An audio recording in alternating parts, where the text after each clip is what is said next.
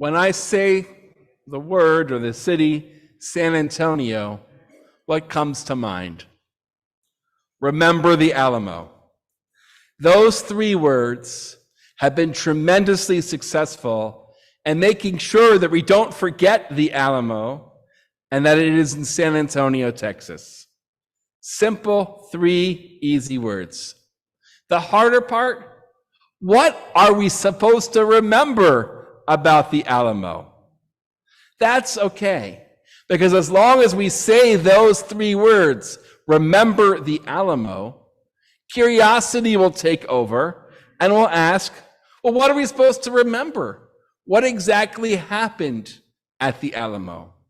So just briefly, because our curiosity is piqued already, in 1836, the Texas Revolution occurred against Mexico. Texas, or the northern frontier of Mexico, was really where people of differences came, people who were exiled, shall we say, from the mainstream. And in Spanish, they were called the Tejanos, or Texans in English. They were a mix of Europeans, Spanish, people from all over Europe, Native American convicts that all came to the frontier. It literally was the Wild West, and they really enjoyed their freedom from the persecution and from the control of Mexico City. So when Mexico became independent from Spain, they rebelled. And they initially had some success and set up a fort at an old mission, the Alamo, in San Antonio. But then General Antonio Lopez de Santa Anna pushed back and attacked the Alamo. And he literally, with a vengeance, killed all but one person in the fort. He was extremely brutal. The killing motivated the Tejanos to join the rebels together. More and more people joined the rebel cause, and the revolution was initially successful. That's why Texas was called the Lone Star State. They were independent for about 6 months and then joined the USA. So why did Remember the Alamo become so ingrained in Americana? Not because of this cruel general. I had to look up his name on Wikipedia, because I think what it was that the American spirit picked up the rebellious spirit of the Texans and the New Americans. They were picking up on the American dream. I know it is imperfect. Texas had to decide if it was going to be a slave state or not, but it was better than being oppressed by Mexico. We remember the response to the Alamo more than we remember the Alamo itself. Remembering the response to tragedies, in my opinion, is the real reason why we have civic commemoration. Our Parsha today ends with 3 verses. Remember what Amalek did to you on your journey after you left Egypt. How undeterred by fear of God, Amalek surprised you on the march when you were famished and weary, and cut down all the stragglers in their rear.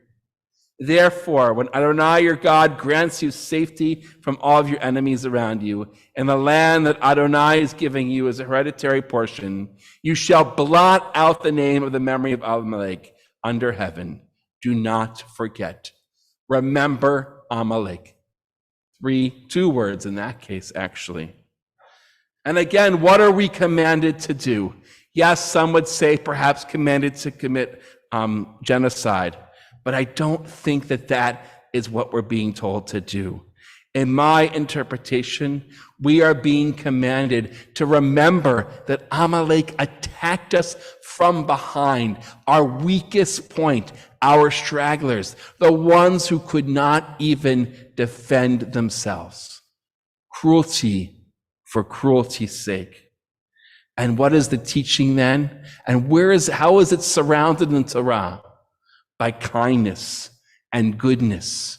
The verses before tell us that we have to treat our laborers fairly. We cannot oppress the widow, the orphan, those who are the stragglers, the sides of society. And the next chapter begins with offering of first fruits and giving those tithes to the needy. We need to respond to hate with love.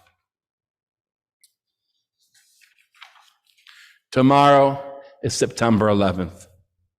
21 years since that fateful, gorgeous Tuesday morning that is so easily ingrained in our minds. And if I say to you, those who were alive, what were you doing on September 11th, 2001? You know exactly where you were. We at Temple Israel should be proud, and I will say a little boastful even, that we continue to remember 9/11/01 with a service every single year, as many services have stopped occurring. So why do we continue to remember 9/11? I'll speak personally. I don't remember the hijackers. Thank God we don't even know their names. We blotted them out, perhaps even Osama bin Laden's name. For mental health, I can't watch a video of the collapsing towers. For me, I remember the response to 9/11. I remember the first responders who ran into the building, no question. Those who worked the pile and are literally giving of their health and their lives. More people have died from 9/11 sickness than were killed on 9/11 itself. True heroes who did not think about themselves, they thought about others. I think about the brave people on the plane that crashed their plane into Shanksville, Pennsylvania. The people of Gander, Newfoundland, and other places portrayed in the musical Come From Away, who literally opened up their homes to strangers that they did not know existed hours before. And I remember the connection that we felt as Americans, regardless of where we live, regardless of our political affiliation, what tribe we belong to. We were all Americans. We were all New Yorkers those first few weeks. You could go on the subway and actually look people in the eye and get a smile. People were connecting. I still have memories of a pickup truck from Texas riding up the Upper West Side in Broadway, playing Proud to Be an American. A few months before that, what's my connection with a rural Texan? But those first few weeks, months, even hopefully a little bit of a year after 2001, we were all American.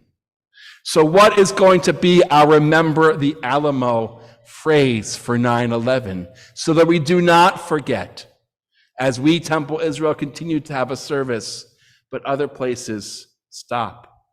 Perhaps I would say 9/11, remember the selfless and the kindness and the heroes. Then people can ask, well, how was there selflessness and heroism on 9/11/01? And just like we did with the Alamo, we can answer them and give them the stories of all of the people.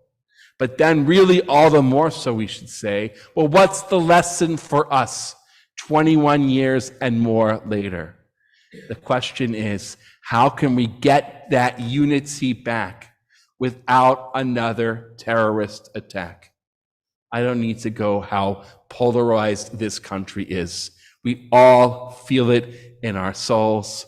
Unfortunately, we feel it sometimes even in our own families. We have to dig deep, I think, to find our common unity of purpose. When on the battlefield, in a burning building, or other places, we say duty calls. We stop thinking of tribalism and politics, and we go and help. Well, now, even thank God, without a terrorist attack, duty calls. It calls us to remember 9/11, to remember that the United States is stronger when we are united than we are divided. And we can do so and open our eyes and smile at one another, even without having a terrorist attack. Hine matov shevet achim gam yachad. How good is it when brothers and sisters, when fellow country people can sit together in harmony. Please, I urge you to, or invite you to join us tomorrow at 6 p.m. down at the Saddle Rock Bridge as we remember 9/11/01. Shabbat Shalom.